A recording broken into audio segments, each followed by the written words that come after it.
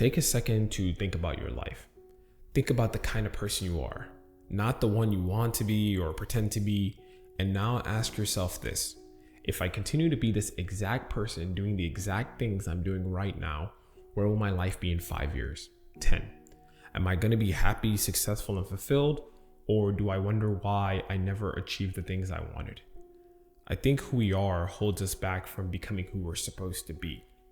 And we cling so tightly to the identity, beliefs, and fears of our old selves that we forget that they were meant to be chapters, not cages in a person that we're supposed to become. And for me, I was so transfixed by this idea of self that it embedded itself into my psyche, and I would fail whenever I tried to grow past it, which ultimately reinforced my belief that this idea represented who I was.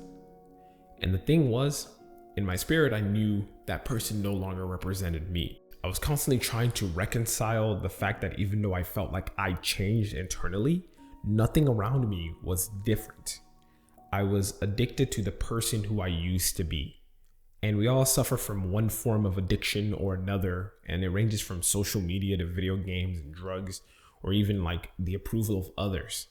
And the thing all of these addictions have in common is that when we decide to change, we meet resistance in the process of quitting. And this is because we've conditioned ourselves to need these addictions by constantly seeking them. When you engage in a pleasurable activity, it causes a dopamine spike. And the more you engage in that activity, the more your reward system ties itself to it. And it gets to the point where you can't even receive dopamine without engaging in that activity. And that's when you find yourself on TikTok or playing video games for 10 hours. So how do you quit? How do you move on even when there's resistance? The first thing you have to do is uncouple your reward system from the activity. And this is easier said than done. But one of the methods for doing this is to find something else that releases dopamine but isn't detrimental. Activities like reading, the gym, playing sports spike your reward system, but not as aggressively as the dopamine quick fixes. When you link a reward system that doesn't aggressively spike your dopamine, not only do you have a buffer against those pleasurable or pleasure-seeking behaviors, but you also have a new habit that you're in more control of that won't leave you feeling like you just wasted your entire day.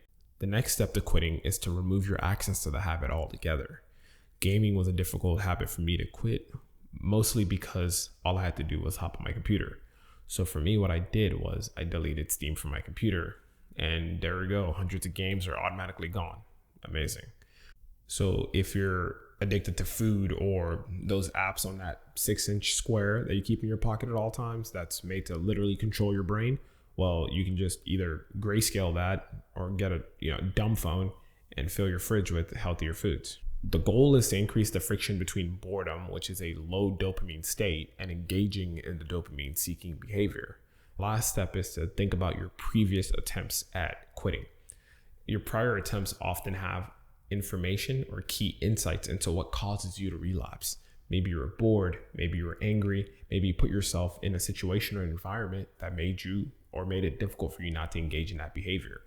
Understanding why you relapse can help you identify your triggers and keep you from, putting yourself in situations that might cause you to relapse.